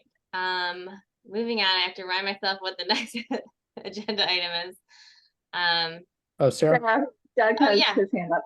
Oh, sorry. Go ahead, Doug. just one consideration. I can speak for myself. I think I can speak for Gary too, because he's also, I believe, a seasonal Mhm. resident. So there's going to be a finite amount of time where I would be able to participate. I'm here through the end of roughly the end of September. So if we wanted to do something before then, that would be great. I'd be an enthusiastic participant, but after that, I'd have to wait until June. Thanks. Thanks, Doug. My assumption is that this would be for planning for maybe spring and next summer too. I don't know exactly what Pete was thinking, but that's kind of my assumption. Just one thought is with the impending storm, even though we don't maybe have our apps in place that Leah was mentioning, but it might be interesting if anyone has time to either post-storm, not encouraging anyone to go out in a storm, but post-storm, see some of the any potential flooding or vulnerable areas and get eyes on it if you can. So, Leah, did you have, yeah. Thanks, Sarah. Yeah, Vince and I will be probably going out this weekend to do that exact thing, but if you're out driving around, you can just simply download that MyCoast app on your phone and you can upload it there. And so by having it in one spot, the town can access that and also the state. And so it's really helpful with decision making and management.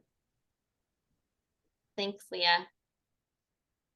Yeah, Christy. Leah, is there a way to, I haven't gone on there yet, but the MyCoast app, can you just filter out and type in Nantucket and just get local reports or data? Yeah, you can. Oh, sorry, Sarah, through you. Oh yeah, sorry, go ahead. Yes, you absolutely can.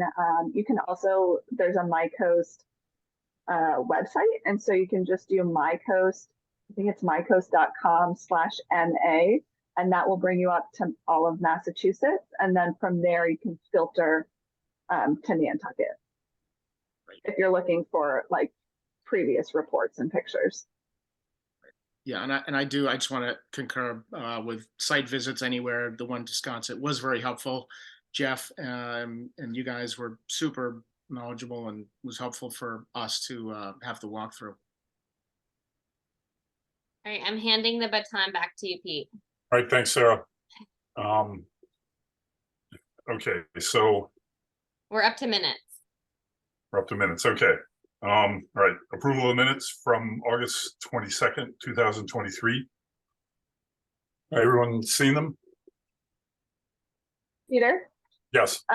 Before you approve them, there was just, Doug, if you wanted to clarify, there was one spot that it looked like some wording was missing. I'm happy to bring that up on the screen if that's helpful, how you want to navigate that.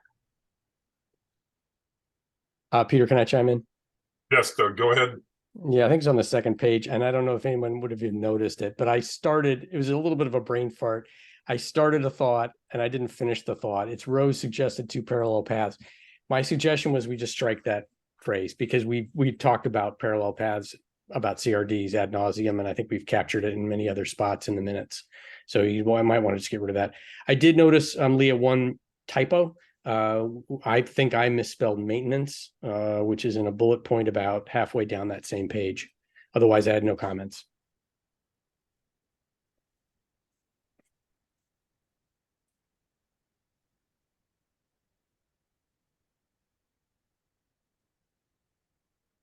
Okay, I just fixed the maintenance. And so I think you guys would have to vote if you want to strike out what Doug had just suggested.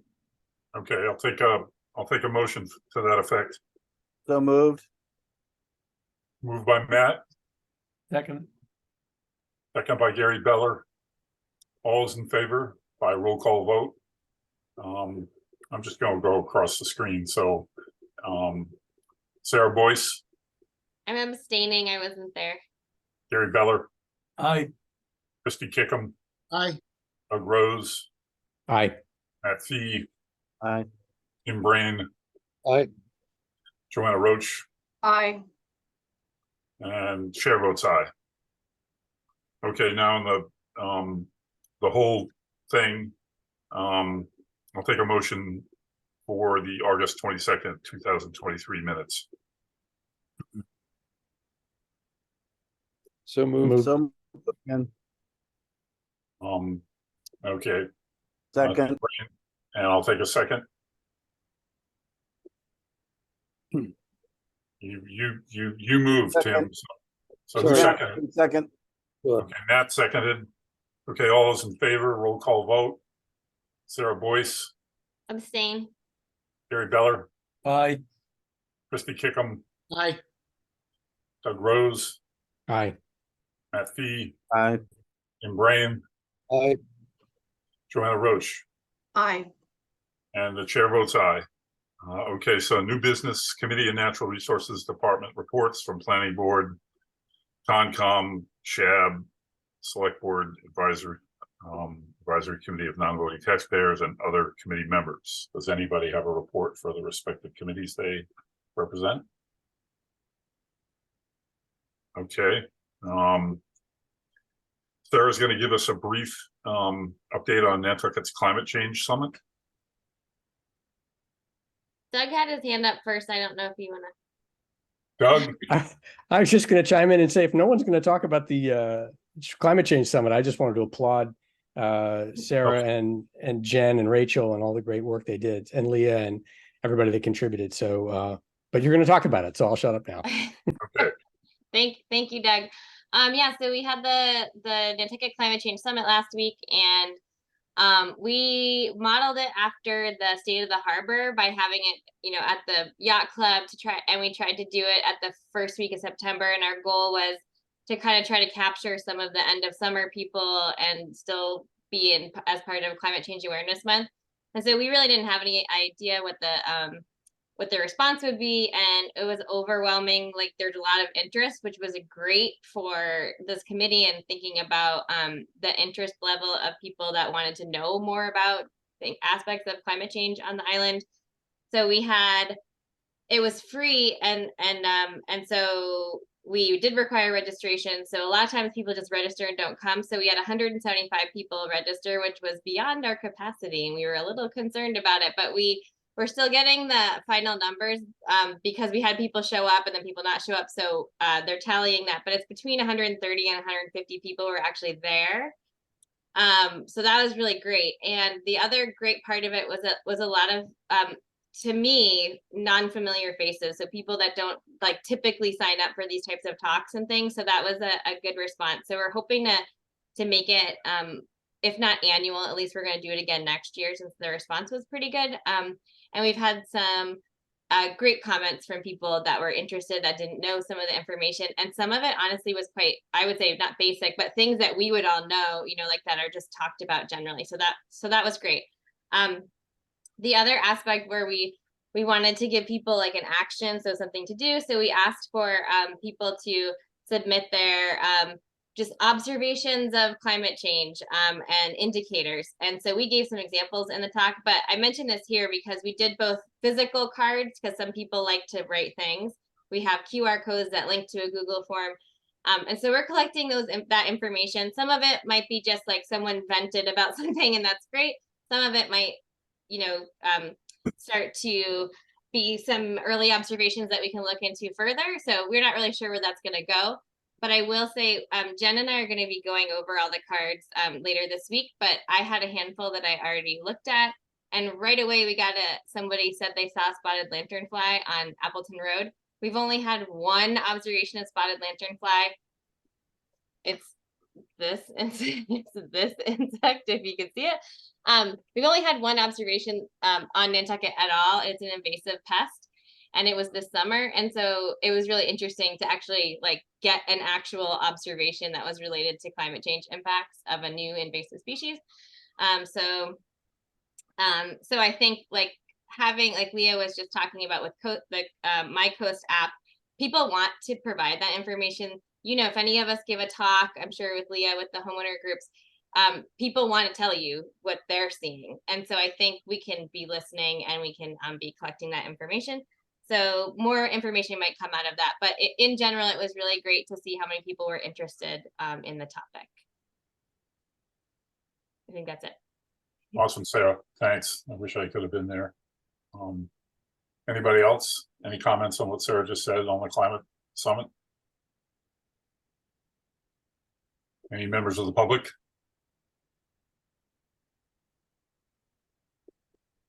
Okay. On Wednesday, September 13th, 2023, the select board will be discussing the coastal resilience districts. I assume that means I go and Leah goes. And anyone else who wants to go there, either virtually or.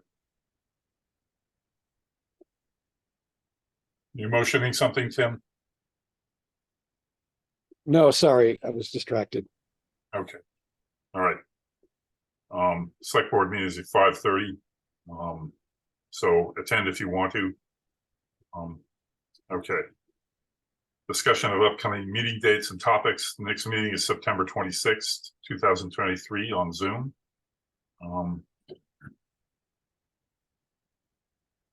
Okay. I'm sure we're just dying to get outside into that heat again. So I will take a motion to adjourn.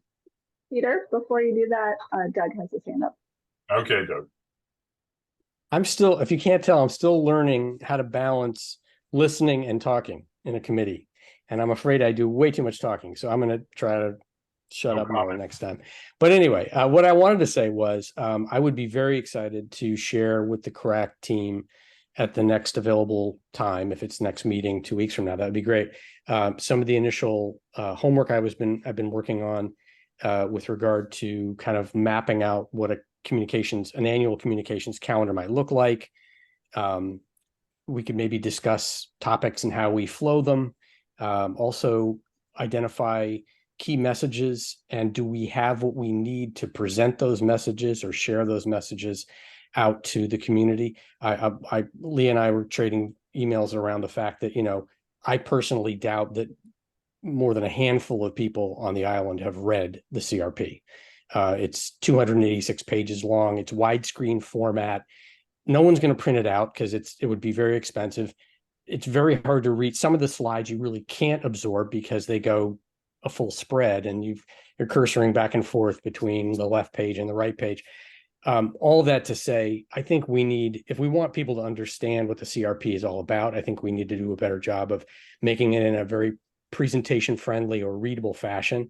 So I did a very cursory effort of trying to take the executive summary from the existing CRP, boil it down as best I could, reformatting it a little bit, but keeping the content intact. And I would love to share that and anything else that I can whittle together between now and 2 weeks from now, if that's okay. And we could certainly talk about how message number one is, okay, how do we educate more property owners about what they can do to make a more resilient home? So I just throw that out there as a possibility for next time, or whenever you guys want to make time for it. Thanks. Thanks, Doug. Okay, getting back to ending the meeting, I'll take a motion to adjourn. So moved. Matt Second. moved. Who seconded? Joanna. Okay, roll call vote. Doug Rose, Agree. Sarah Boyce, Aye. Barry Beller, Aye. Joanna Roach, Aye. Matt Fee, Aye. Tim Brain. Aye. Chair votes aye. All right. See you guys sooner than later, or maybe in 2 weeks. Stay safe the weekend. I don't think we're gonna get a storm, but you know, we'll see. Thanks, Peter. Thanks, All right, Peter. guys. Bye.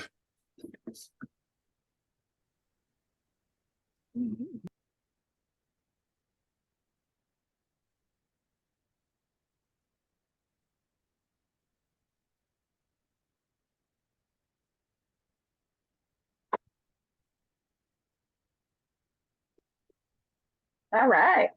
All right, what do you guys think? How did we do? Got done, 4 minutes to go, so. Don't forget to end the Got recording. it all in. Please Oh, end the thank you. recording. Thank you for that reminder.